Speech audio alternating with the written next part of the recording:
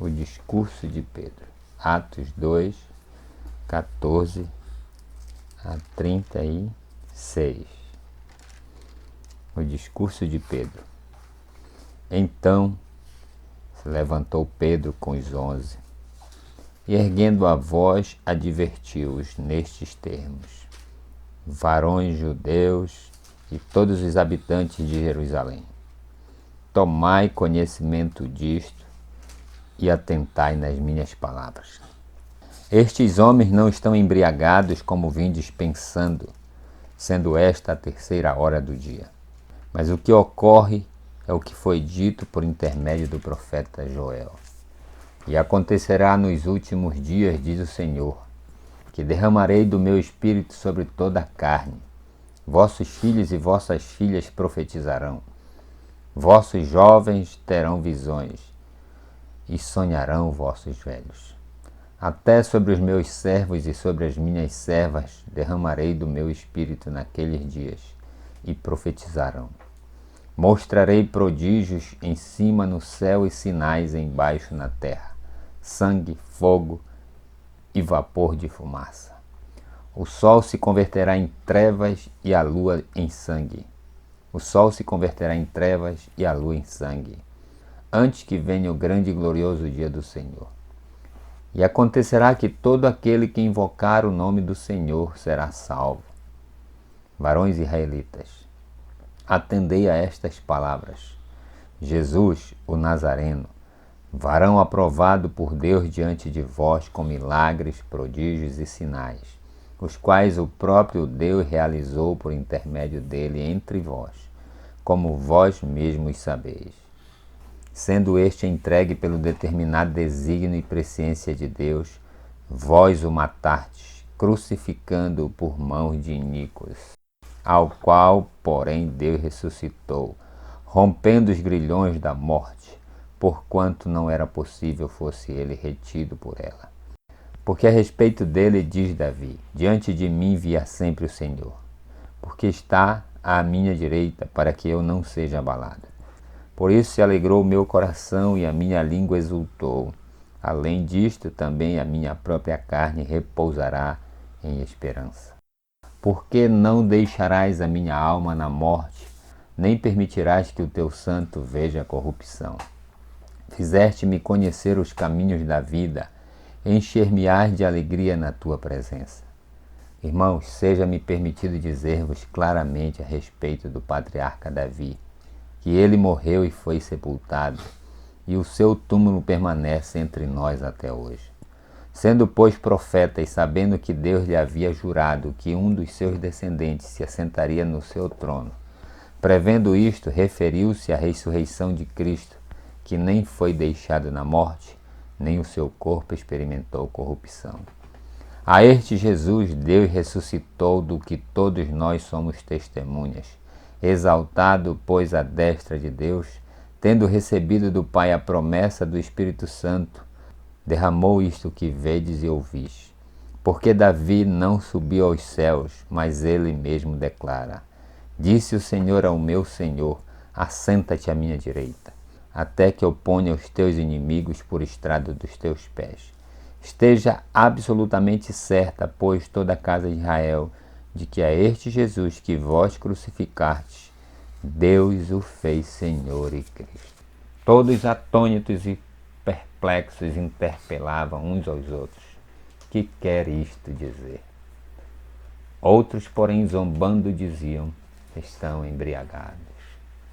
E aí se levanta Pedro e os 11, que já está Matias no meio. Pedro e mais os 11, junto, Matias está junto. Pedro se levanta para quê?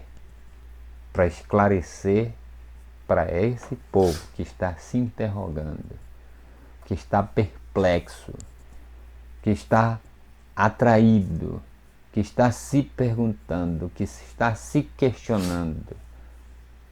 E não são todas as pessoas que se questionam hoje. As circunstâncias exigem o quê?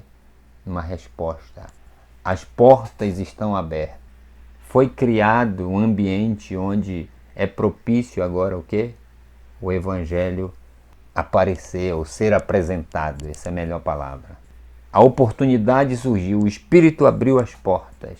E agora, tímido Pedro, o covarde Pedro, que não é mais o covarde Pedro, levanta-se. Só que como é que Pedro levanta? Pedro levanta com ousadia. Esse levantar-se de Pedro não é mais um levantar-se humano. Isso com certeza foi o próprio Espírito quem estava conduzindo a Pedro ali nesse momento. O que aconteceu aqui? Que argumentos Pedro usou para esclarecer para eles a situação? Pedro faz 3 citações aqui. 2 de Davi e uma de Joel. Na realidade, o discurso de Pedro tem fundamentações. Mas quais são as fundamentações que ele usa? Bíblicas ou divinas. Ele pega autores o quê? Conhecidos. Tu queres fundamentar a psicanálise, tu tem que pegar Lacan, tu tem que pegar Freud, tu tem que pegar os psicanalistas que confirmam o que tu estás falando. Tu não fala de ti mesmo. Não fala da tua própria sabedoria. Pedro, diante do dilema, diante da situação, ele faz um discurso usado pelo Espírito Santo. Só que ele tem que fundamentar esse discurso dele. E o fundamento, a fundamentação do discurso de Pedro é o quê? É a palavra de Deus. Agora, por que Atos 2 registra o discurso de Pedro? Porque tem muita gente na igreja hoje tentando defender as ideias não com a própria o quê? Não com a própria palavra. Está usando autores de fora da igreja. Não digo nem de fora da igreja, que não estão envolvidos que não tem nada a ver com a espiritualidade. Mas vê que Pedro ele fundamenta o discurso dele em autores que o próprio povo conhecia muito bem. Era algo conhecido de todo o povo, não era algo que o povo não conhecia. O problema da gente quando a gente faz discurso, às vezes, é que a gente pega e fundamenta com autores que ninguém não sabe nem quem são. Você não sabe quem são as pessoas. O discurso de Pedro ele tem fundamentação totalmente o quê? Bíblica. E ele é trabalhado, ele é explanado de tal maneira que o povo não tem como o quê? Não tem como contra-argumentar, como contestar o que está sendo dito. O que é que esse discurso de Pedro quer nos mostrar? Quer nos mostrar a diferença entre um discurso em que o Espírito está atuando e um discurso onde o Espírito não está atuando. Um discurso onde o Espírito está atuando, uma mensagem onde o Espírito está atuando, ninguém consegue o quê? Contestar. Ninguém consegue se levantar contrário. Pode até não aceitar, mas não consegue se levantar contrário. Já um discurso onde o Espírito não está atuando, tu podes ver quanta polêmica surge na situação. Quanta contestação. É um que levanta daqui, é outro dali e começa a batalha. Mas o discurso onde o Espírito Santo está atuando, ele pode ser até duro, mas ele é verdadeiro. As pessoas ouvem as verdades que precisam ser ouvidas. As pessoas ouvem a mensagem que precisam escutar. Esse povo que estava ouvindo essa mensagem estava em pecado. Eles tinham matado a Jesus, mas eles não tinham percebido isso e nem sabiam. Ou seja, o discurso do Espírito ele abre os olhos das pessoas para a sua real condição diante de Deus. Tinha matado Jesus e estavam lá cultuando, né? Entendeu? Como se não tivessem feito nada. Eles continuaram cristãos.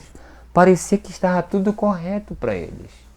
E esse discurso é justamente o discurso que abre os olhos deles. Porque não é um discurso humano. É um discurso usado pelo Espírito Santo. E aí o que acontece? Abre os olhos deles através do quê? da própria palavra, não são argumentações humanas. O Espírito diz, olha aqui, ó, vocês estão transgredindo aqui, aqui e aqui. Abre-se a lei diante dos olhos das pessoas. Porque como é que nós conheceríamos pecado se a lei não me dissesse o quê? Não matarás. Não é isso que Paulo diz? Se a lei não dissesse.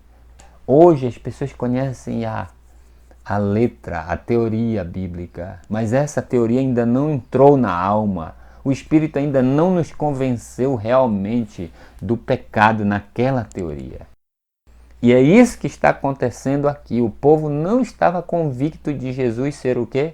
O Messias prometido. E o povo precisava acordar para essa realidade.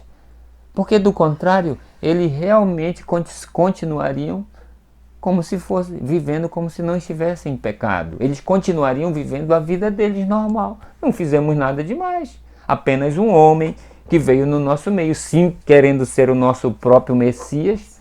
Eles achavam realmente que eles tinham feito a coisa certa.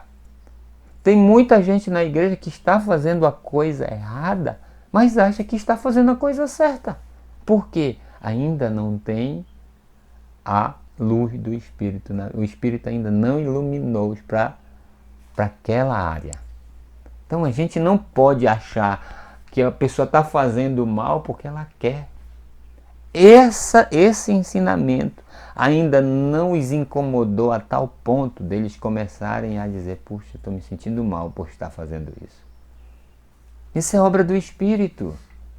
Por isso que eu sou contra quando alguém vai dar um estudo bíblico para alguém que não é usado pelo Espírito para ensinar aquela pessoa. Por quê? Porque não vai ter resultado isso. Para que alguém entenda, compreenda, aceite uma verdade bíblica, é preciso que eu, como instrutor, seja usado pelo Espírito Santo.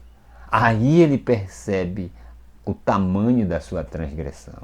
É por isso que para a gente é difícil praticar certas coisas. É por isso que para a gente sangra tanto cometer atos que na teoria bíblica está errado. Sangra, gente. Por quê? Porque é algo que já está entranhado na gente. É algo que o Espírito Santo já nos deixou claro, já nos convenceu, já discursou para a gente. Eles precisavam de um discurso que a mente deles fosse o quê? Aberta para essa realidade deles. Então não adianta chegar na igreja e querer pregar, ou querer discursar, ou querer cantar, sem o poder do Espírito. Você pode estar cantando a maior verdade, você pode estar pregando a maior verdade, mas se isso não tem o fogo do Espírito, não tem o poder do Espírito, isso não arranha ninguém, isso não faz nada. A pessoa sai de lá e não entende nada. É interessante, né? Que eles estavam numa grande festa religiosa, né? Ali eles estavam sacrificando, eles estavam adorando. E estavam assim, talvez, até com uma autossuficiência religiosa, né? O Espírito chega, aproveita essa oportunidade e desconstrói, né? Essa noção equivocada que eles têm.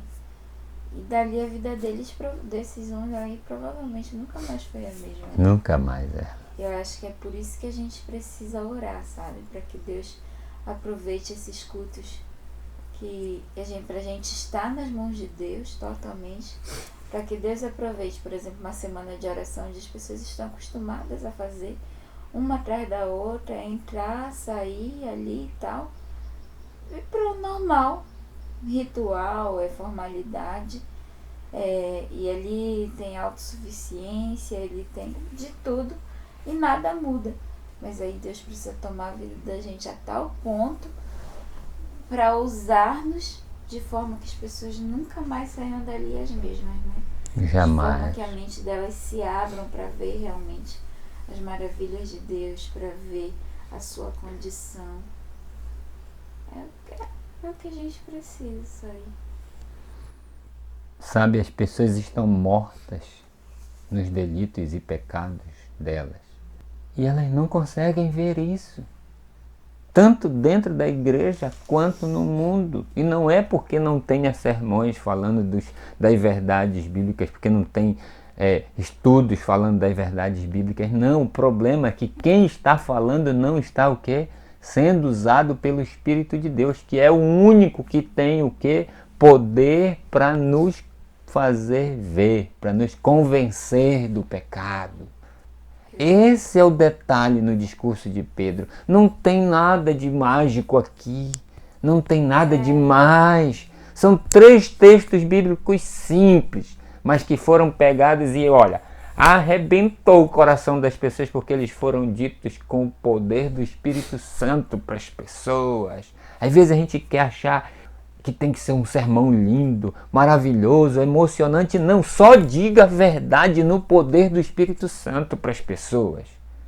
Não fale com suas técnicas, não fale com seus formalismos, não fale com com seu treino. Fale a verdade para as pessoas no poder do Espírito Santo e vai estar tudo. Sabe, às vezes a gente se preocupa, mas eu não sei falar. E Pedro sabia? Mas eu não sei discursar. Rapaz, não interessa. Sejam 2 palavras que você fale no poder do Espírito. Você provoca uma convulsão num ser humano que você nem imagina. Pode mudar para sempre a história de um ser humano quando você deixa que o Espírito fale através de você com ela. Muda para sempre. Como tu disseste, nunca mais essas pessoas foram as mesmas. E não foram mesmo. Mesmo as que não se converteram naquele dia, nunca mais foram as mesmas. Nunca mais. Uma outra coisa que eu vejo aqui, que essas verdades aqui estavam, vamos colocar a palavra, entranhada em Pedro, né? Com certeza. Pedro vivia, cria tanto quanto, assim, nessas verdades aqui, era uma coisa que ele estava relacionado tanto em termos de conhecimento, né? Como estava vivendo em prol da mesma. Entende? Por isso que ele vai aqui e faz uma narrativa assim bem confidente, assim, bem... Na realidade aqui, Cosmo, Pedro não preparou um discurso. Pedro não foi lá, como é que eu vou provar para eles que isso aqui, esses homens não estão embriagados? Não. Isso aqui realmente foi o Espírito Santo quem levantou Pedro. Foi realmente o Espírito Santo que, quando viu, Pedro já estava falando. Pedro nem se percebeu. Imbuiu, né? Instigou. Nós não precisamos ficar conjecturando, argumentos para falar com as pessoas. O nosso papel é nos enchermos do quê? Do Espírito de Deus. No momento certo, diante da dúvida das pessoas, diante da interrogação das pessoas, do questionamento das pessoas, o Espírito sabe falar para elas o que elas precisam ouvir. Seja para condenar, seja para confortar, seja para abrir os olhos, seja para o que for. O discurso do Espírito, ele não é o quê? Pensado antecipadamente, ele não é planejado. É a nova dispensação, né? É diferente do que nós estamos fazendo hoje. As pessoas, para pregar, elas pensam até na vírgula que elas vão falar. Aqui não. O discurso de Pedro, o discurso do Espírito Santo, ele enaltece a palavra de Deus. Ele engrandece a palavra de Deus. Ele não trabalha no egoísmo humano, ele não enaltece o egoísmo, nada humano. Ele tira tudo que é humano e bota Deus no topo. Ele é um discurso totalmente bíblico, totalmente cristocêntrico, eu diria assim. Limpo, não tem nada humano, não tem o dedo humano no negócio. O argumento usado é totalmente fundamentado no assim diz o Senhor. Pode ser um autor contemporâneo, sim, mas que a gente tem certeza de que é um homem de Deus, que é uma citação de Deus, que é uma citação que tem fundamentação bíblica. Não tem nenhum problema se usar num discurso uma frase, um texto do Jim Rohmer, por exemplo, ou do Morris Venden, ou do Bullion, ou do Fernando Iglesias, mas desde que isso seja o quê? No Espírito. Nenhum problema, o Espírito vai trazer, o Espírito trouxe a mente de Pedro. A Bíblia veio até ela, está aqui até um certo momento da história. Mas de lá para cá, muitas outras pessoas, Ellen G. White, por exemplo, muitas outras pessoas foram, surgindo, muitas pessoas Deus usou aí. Billy Graham, Dwight Moody, Spurgeon, Lutero, então vem uma série de outras pessoas. O que eu estou dizendo é, você pode usar qualquer autor, desde que não tenha sido você que escolheu. O Espírito Santo, esse discurso de Pedro aqui não tem nada a ver com Pedro. Isso aqui é o Espírito Santo falando através do quê? Da boca de Pedro. O Espírito Santo usou autores que o povo na época conhecia bem. Eram coisas que eram muito arraigadas no meio do povo. Algo que era do cotidiano deles, para convencê-los. Não era, Pedro queria deixar claro, não é meu. Isso aqui não é novo não, pessoal. Olha aqui, fulano falou sobre isso, o ciclano falou sobre isso. Aqui, estou comprovando para vocês de que isso aqui... Se ele dissesse assim, vocês estão tendo desconhecimento, porque se desfamiliarizaram, com as coisas de Deus. Entende? Mas tá aqui, sabe o fulano lá, o Joel lá? Pois é, tá aqui, Ele tá falando disso aqui que vocês estão vendo. O Joel falou disso. Sabe o Davi lá, o rei que vocês mais amam? Tá aqui, o escritor bíblico que vocês mais leem, o rei que vocês dizem, não. É ele, tá aqui, tá escrito, ele falou isso. Eles ficaram como? Sem argumentos. Como é que a gente pode, tá supostamente estudando, orando, supostamente buscando a Deus, e assim ter um estranhamento tão grande das coisas de Deus, ter um desconhecimento tão grande de profecia, teoricamente tá ali, religioso roxo, só que na essência não conhece nada. Tu sabe o que é bom? É que pelo menos a teoria eles sabem. Que aí, quando chega o discurso do Espírito, quando chega o discurso do Espírito, eles olham e dizem, mas nunca vi assim esse texto.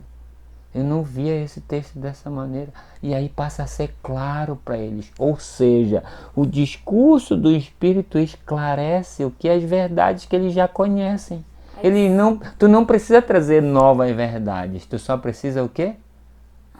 Abrir as verdades que eles já conhecem. É isso que o Espírito faz. Mas hoje, como é que é o discurso? O cara tenta procurar uma nova luz, uma novidade. Não! Jesus fazia o que Pedro fez. Eu ia falar isso. Jesus botava o texto bíblico diante deles, que eles ficavam assim, nossa, eu não vi esse texto assim. Esse é o discurso do Espírito. São os mesmos textos, só que agora como? À luz do Espírito Santo. Não à luz do que o fulano falou, do que o ciclano escreveu, ou do que o Beltrano proclamou. Sobre uma perspectiva do céu. A Bíblia só tem graça para o povo e para nós. Quando ela é o quê? Quando ela é explanada, quando ela é exposta à luz da luz do céu. Quando há comunicação realmente, Quando... Você pode abrir a Bíblia e não ter nenhuma comunicação. Por isso o povo está perdendo o prazer de estudar a Bíblia. Porque os discursos humanos, eles já conhecem todos, eles já sabem. Quando um pastor abre a boca, quando um pregador abre a boca, você já sabe onde vai dar. Você já sabe qual vai ser o apelo final dele, na introdução dele. Mas quando é o Espírito, as pessoas dizem, onde? Não é? Quando é o Espírito, as pessoas perguntam, cara, onde vai isso? Começa a prender a atenção, porque realmente é novidade. Mas são verdades que eles já estão careca de conhecer, mas não sabem ver a luz do Espírito. Esse é o nosso papel. Não é para falarmos, não é para buscarmos argumentos. Eu vou convencer as pessoas. Deixa o Espírito pregar. Ele vai prender a atenção das pessoas. As pessoas vão dizer, nossa. Ele vai criar a linha de raciocínio. Ele vai criar a linha de raciocínio. Entende o que é o argumento, o que é o discurso de Pedro? É um discurso que as pessoas são presas. Por quê? Porque são verdades ditas à luz do céu e não à luz de seres humanos, não à luz de coisas da terra. Sabe? Isso é bom. É preciso que os nossos sermões, que as coisas que nós fazemos se oriundem, né, do céu. É disso que a igreja está precisando, é disso que as pessoas estão precisando ouvir, é dessas pessoas cheias do Espírito, inflamadas pelo Espírito de Deus, sabe? É por isso que muitos, não vou nem tratar ainda hoje, é aí que vai haver as grandes conversões. O povo está cansado desse discurso vazio, desse discurso repetitivo, sabe? Dessa coisa sem sentido, dessa mesmice. É por isso que a Bíblia está sem valor, porque quando a gente vai abrir a Bíblia diante do povo, é o ser humano falando. É o livro mais poderoso que existe nessa terra, mas hoje é o mais desvalorizado. Por quê? Não é porque as pessoas não querem, não. É porque a palavra de Deus está sendo apresentada pelo poder humano. E isso torna ridículo, torna sem sentido a palavra de Deus. Agora, quando a palavra de Deus é apresentada, seja ela um grupo de doutores, seja quem for, pelo poder do Espírito Santo, ela se torna irresistível. Ela se torna atrativa. As pessoas querem mais. Espera aí. Como é que é isso? Vai haver um grupo, vai despertar um grupo. Então a gente não tem que buscar argumentos sobre o que a gente vai falar. A gente não precisa disso. Sobre como a gente vai discursar. Que música a gente vai tocar. Não. Deixa o Espírito dirigir. E tudo vai terminar bem.